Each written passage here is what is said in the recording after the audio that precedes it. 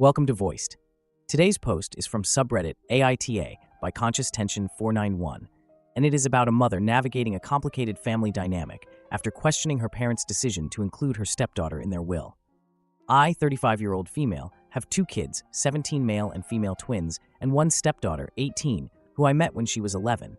The other day, I was at my parents' house going over some estate planning, as I am the executor. While reviewing, I saw my folks had split their assets to be half for my 2 siblings and I, and the other half for their grandkids, all to be distributed evenly. My stepdaughter was included. When I asked them about this, they said they wanted to be fair. Their estate isn't super large, but the sum would be substantial, think new car.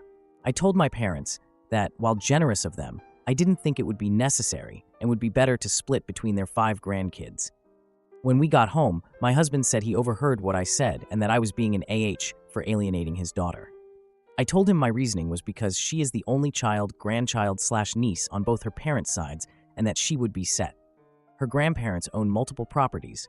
Her uncles are fairly well off and live in a HCOL area. And well, she's the only kid, and it's not looking like, at least in his side, that she'll have any cousins. Plus, their collective net worth is substantially more than my side. I also asked him if his parents included my kids in their estate, but he refused to answer. Still, he said I was being an etch and accused me of not caring about her future.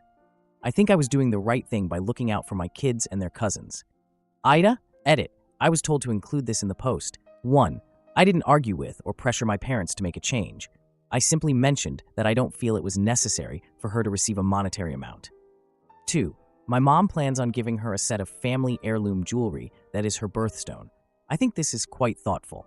I'm not a big jewelry person, and she has other sets for the other girls in the family, so I feel this is okay. 3. My parents have seen her about 3 to 5x a year since I met her. 4.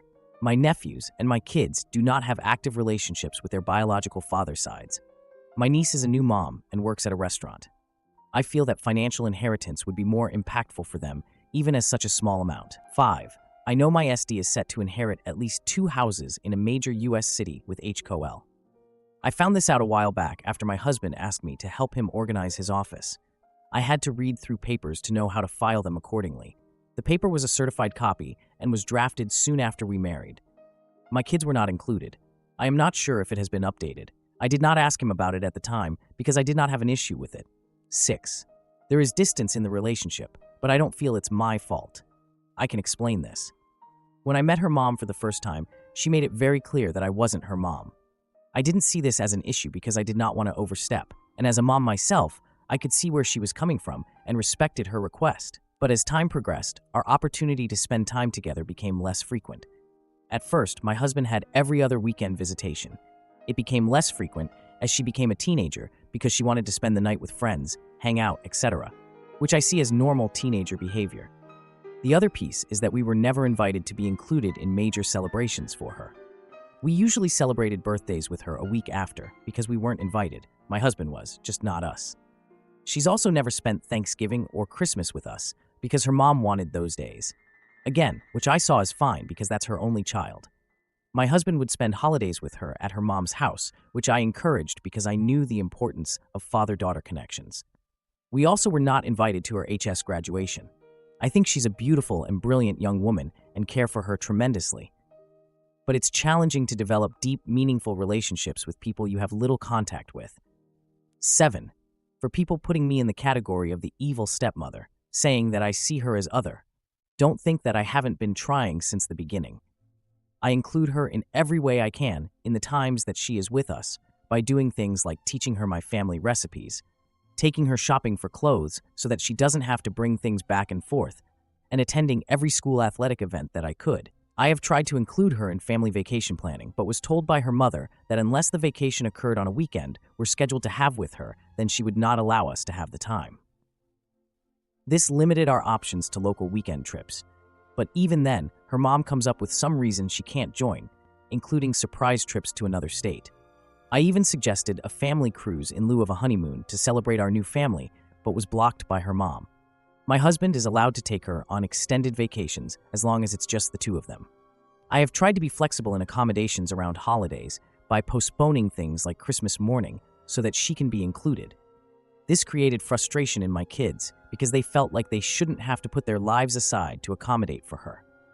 One year, when the holiday occurred on one of our planned weekends, I came up with a suggestion of celebrating Christmas on Christmas Eve so we could do the full family thing.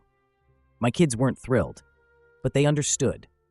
In the end, we didn't end up spending any time with her, as her mom told us that she planned on having a dinner party on Christmas Eve and needed my stepdaughter to help her prepare.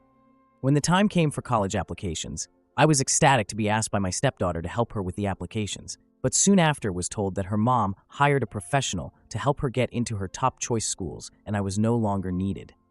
I have tried to have a bond with her with the little time that I have. I have consistently brought up to my husband that I feel like we needed more time with her to help build our relationship, at the very least by him maintaining his every other weekend schedule. He has told me that ultimately her mom is her mom, and she determines her schedule and how she spends her time.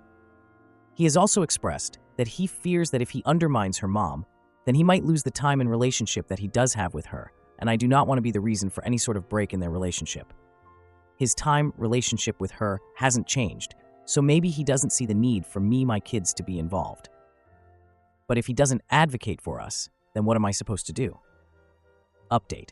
I haven't had the opportunity to have a discussion with my husband about all of this, as I was waiting to speak with my therapist to get advice on the best way to approach the conversation.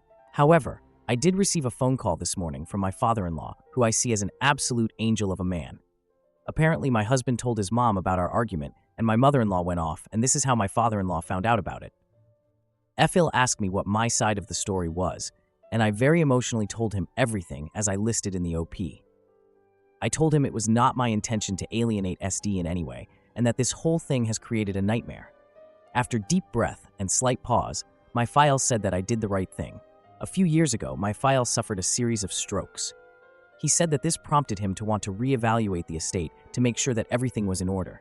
He is quite old, close to 90, and has a lot of underlying health issues.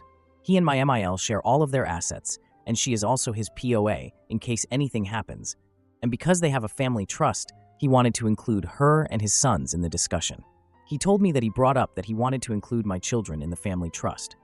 He told me he proposed to allow for 10% of the trust's liquid assets to be split between my two kids to help get a start on life. He then said that my MIL pushed back very hard, saying that because my children were not biologically related to their family and they should not be considered. When he asked my husband his thoughts on it, Phil said my husband's response was that it was best to keep it in the family, but that he would consider including us in his portion upon his passing if he and I were still together.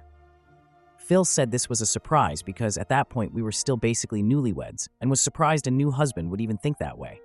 My MIL's response to that was unhappy, saying again, we weren't blood and that this was a family issue. Because of the stress caused by the situation and because of the recent strokes, FEL did not want to press things further. Phil said afterwards, he pulled my husband aside to find out more about what he had meant and to be assured that my kids would be included, and was basically told by my husband that he would do what was best for his family, and the conversation was dropped. Now, Phil said that he didn't push further at this point because he was getting tired from the conversation. But in light of what's happening and how my MIL and husband are responding behind closed doors, he felt it was necessary to let me know. He said that SD is set to be more than okay when it comes time, and that my husband has asked to tap into funds to pay for her college so she would not need to take out any loans, which he agreed to. He said he asked my husband if he would do the same for my kids, and that my husband's response was that he would ask when the time came, as my kids did not yet know what was going to happen regarding college admissions. Phil asked me if my husband and I had this conversation. I told him that my husband and I discussions about my kids' school was that they would need to take out loans, finish college, and then we would help pay off half of the loans together once they graduated. My husband has never suggested that anything for my kids' college would be paid for through his family trust. My Phil was very apologetic, saying he should have pushed further as he loves us greatly and feels like he did not do enough. I told him it was not his fault and that he should not feel responsible for any of this, and that I did not want him to feel obligated to make any changes or bring it up with MIL husband because I knew it would create additional stress for him and I wanted him to take care of his peace. He said, though, his desire would be to do so, that since his wife and he have a joint estate and that she is POA, that he felt like it would be more trouble than it's worth. He is blind and has a lot of mobility issues, so anything he does, he is dependent on her. He also said that based on what he's heard on his side, he felt if he did update his will, then they would likely contest it, which would create a financial burden on my end, and he didn't want to create a negative situation. I told him again that it was okay and that we would be okay in life, and that he was not responsible for anything that happened. I told him that my intention wasn't to be added to the trust, just to make a point to my husband, to which he said he understood and agreed. He apologized again. We told each other how much we loved one another, and he ended the call saying he considered me a person of integrity, which is a rare gem. Now that I have this information, I feel like this whole situation brought to light a lot of things I hadn't considered regarding my marriage. Also, writing out everything regarding how my husband navigated his relationship with his daughter, ex-wife, really put things into perspective that makes me feel like we were never a priority for him. I'm not sure where to go from here. I plan to bring this all up with my therapist and talk it out to figure out what I should do. But I no longer feel like the AH for advocating for my biological family because my husband and his side have been advocating for theirs, FIL excluded.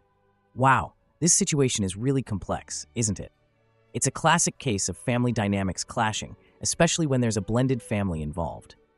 The original poster clearly cares about her stepdaughter, but feels that her own kids should be prioritized given that they might be facing more financial struggles in the future. It's understandable to want to advocate for your biological children, but it also highlights the difficulties in step-parenting and the nuances of relationships that aren't as close. It seems like there are layers of issues here, from the parents' estate planning to how the husband addresses the family dynamics. The call from the father-in-law seems to underscore that the OP may not be in the wrong after all. It brings up a lot of questions about fairness and the complexities of family love. What do you all think? Is the OP justified in advocating for her children, or does she risk alienating her stepdaughter in the process? I'd love to hear your thoughts in the comments. Thank you for listening to today's episode of Voiced. If you enjoyed daily, high-quality stories, please like and subscribe to show your support.